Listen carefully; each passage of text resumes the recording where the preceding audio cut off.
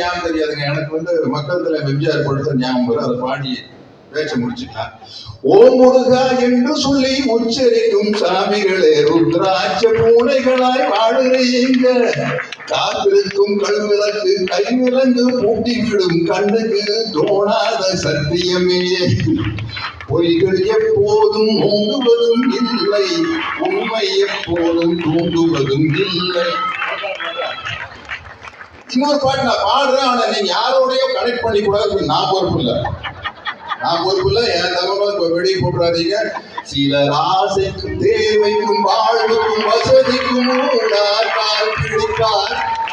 ஒரு மானம் இல்லை, அதில் ஈனம் இல்லை, அவர் எப்போதும் பால் பிடிப்பார். வெகு காலம் வரும், நம் கடமை வரும்.